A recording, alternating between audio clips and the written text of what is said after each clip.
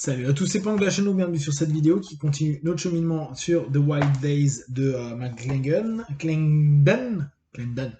Et donc là, on arrive sur des éléments où on peut vraiment se poser des questions sur le côté, le cadre qui est proposé, hein. Vous avez vu, je vous en ai déjà parlé pas mal de fois sur les vidéos. Euh, et notamment avec le cas de d'Evra, qui a été une de leurs apprenantes, quoi, cofondatrice, en tout cas elle faisait partie du Metamodel Group. Donc le Metamodel Group, hein, je vous rappelle, Pousselic, Delosier euh, et Cameron, qui sont, on va dire, ceux qui gèrent le plus, et après ils avaient des teams dedans pour avancer. Et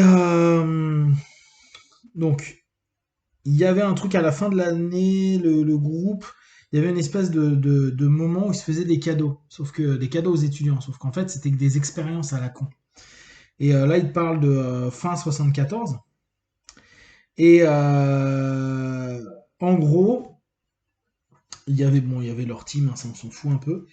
Et ils sont amusés. Devra, c'était quelqu'un qui voulait avoir son cadeau en premier, etc., etc. Et conclusion, le cadeau, ça a été de la foutre sur une croix et de faire style qu'elle allait brûler. Donc, il avait bandé les yeux. Ils avaient mis des bougies, ils ont fait cramer des trucs, ce qui fait qu'elle, elle a complètement pété un câble quand il a levé le bandeau. Et Richard, lui qui voulait toujours jouer avec ça, dire bah tu ressens quoi, qu'est-ce qui se passe, etc., etc.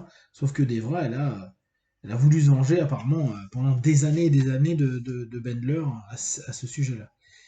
Donc on voit quand même que c'était pas hyper clean. Et ça, pareil, le chapitre qui suit, c'est ce coup-ci c'est Terry qui vit un délire pareil où il est emmené dehors avec un bandeau, il tombe dans un truc, et puis on lui balance on le fait s'asseoir, puis on lui balance des tartes à la crème dans la tronche.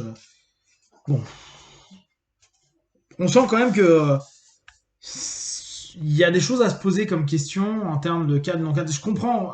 Alors moi qui suis hyper dans la provoque et même dans le côté un peu agressif de certains trucs. Maintenant, je sais pas du tout le mindset des gars à l'époque. On sent qu'ils quoi. Terry en l'occurrence s'est marré, Devra elle a pété un câble. C'est compliqué. Qu'on veuille travailler sur des trucs en provoquant des choses, je trouve ça top. Maintenant, jusqu'à quel cadre et comment c'est accepté par les gens? Ok, est-ce que c'est parce que tu fais partie du métamodèle groupe que tu acceptes donc tous les délires de tes profs? Mais dans ce cas-là, on peut aller limite avec de la persécution. Or, on sait quand même qu'il y a un côté assez sadique de la part de Bendler, tout simplement parce qu'il était no limite en mode bah, je veux tester. Et moi, je me mettrais dans la même modélisation. Je me dis oui, tu peux très facilement partir en couille si t'as personne qui t'aide. Or, qui t'aide, qui te soutient. Or, John était dans le même délire. Donc, à partir de là, il y avait tout le groupe qui devait pousser en plus à ce qu'il soit toujours de plus en plus. Je sais pas. Il y a quand même un questionnement à se poser de façon générale sur ce type de dynamique-là. Moi, comme je vous dis, c'est vraiment quelque chose que je trouve génial et que ça me ferait vraiment délirer de créer des choses comme ça. Et c'est le cas de le dire, hein, délirer à partir de différents délires de tests. Maintenant, le cadre et les limites ont vachement d'importance. Or, on sent qu'à l'époque, ça n'existait pas. À se poser des questions. Euh, donc là, on a eu le métamodèle groupe, plusieurs mois, hein, souvenez-vous pour ceux qui ont écouté les vidéos précédentes, d'apprentissage. Et puis au fur et à mesure, ce qu'il expliquait, Thierry, c'est que il sentait que Grinder et Manor avaient toujours un temps d'avance sur ce qu'ils étaient en train d'étudier. Et là, ils ont étudié les, euh, les yeux, vous savez, les access cues, donc les indicateurs. Et c'est venu en fait au fur et à mesure, tout par rapport à un travail d'une thérapie gestalt. Donc vous voyez quand même que la gestalt, elle était là quasiment tout le temps. Là, on est en 74-75. Et ils ont continué à être vraiment basés sur la technique de la chaise vide, etc., etc., etc., hyper fréquemment. Donc, les thérapies des parties, la chaise vide, on sent que c'est vraiment de là où, en fait, dans leur expérience, ils ont observé des choses. Et c'est là où ils ont commencé à voir bah, pourquoi tu regardes en haut, pourquoi tu fais ceci. Et après, ils les mettaient en binôme et ils leur imposaient tente de dire quelque chose, je sais pas, d'inventer quelque chose quand tu regardes en bas à gauche, par exemple. Ou ou par exemple c'est la notion du souvenir, ou de l'autre côté c'est la construction, etc., etc. Et ils regardaient pour voir ce que ça allait créer. En même temps, dans ces années-là, ils ont commencé à créer le logo de la PNL, métapublication, bref. À cette période-là, l'idée des parties basées sur Fritz Perls, donc Top Dog, Underdog, le modèle de satire, les concepts de recadrage ont été développés par l'intégration du modèle Gestalt et élaborés par rapport au recadrage de Virginia Satir au travers de la fête des parties. Donc les techniques se sont mis petit à petit en place. Hein. C'est intéressant parce qu'il dit, et ça je pense que pour les PNA c'est important à garder en tête, il dit les techniques ne doivent pas être confusées, ne doivent pas être confondues avec le modèle lui-même. C'est-à-dire que la technique n'est pas le bon. La PNL, c'est au sujet de la modélisation, de créer des modèles, pas de la thérapie. Et c'est là où il le précise. Et je trouve que ça, c'est vraiment important. Ça nous permet de recadrer vachement à se dire, bon, ok, la PNL, c'est quoi? C'est pas une thérapie.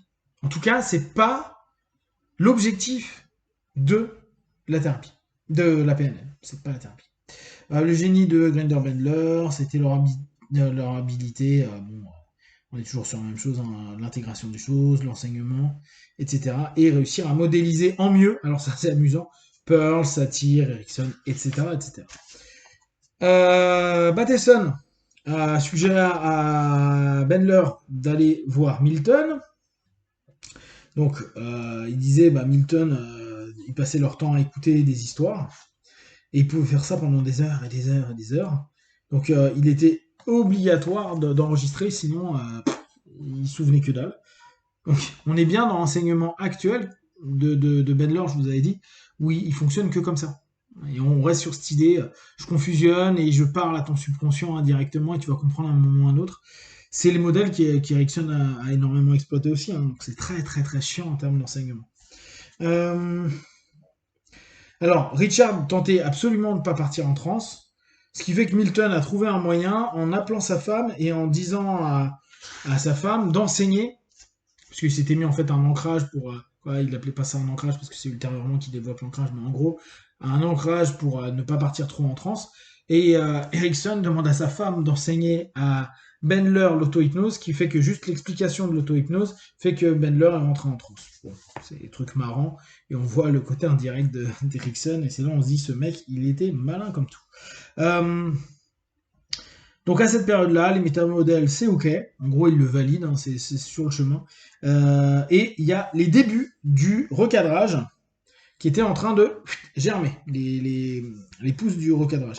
L'idée du système de représentation, donc les clés d'accès, hein, était plus en recherche et dans des expérimentations un peu sauvages en mode développement, test, etc., etc. Donc beaucoup d'expérimentation, etc. Donc, vous voyez, c'est amusant de voir comment ça s'est basé. C'est pour ça que je vous avais dit, moi, un des trucs qui m'avait marqué, et je continue tout le temps à le dire, quand j'étais allé voir Bendler, tu sens que le cœur de son système, c'est les métamodèles. Et la qualité des métamodèles, c'est en revenant de là-bas où je me suis repenché dessus en me disant, mais putain, c'est ouf, en fait, tout leur système est basé sur le métamodèle. C'est vraiment leur truc de base. Et après, tout s'est développé au travers de justement des recadrages, mais des recadrages au travers du questionnement. Et je vous avais fait un debrief du Structure of Magic One, et on voit qu'en fait tout est basé sur le métamodèle. Tout le bouquin, c'est les métamodèles. Donc c'est vraiment la source, la base de la PNL et de la compréhension de la PNL. Si vous avez des questions, des remarques, partagées sur Facebook, YouTube, j'y répondrai le plus rapidement possible. Comme d'habitude, de tout ce que je propose, ne prenez que ce qui est bon juste pour vous. Testez, observez, analysez et concluez. Big one, ciao.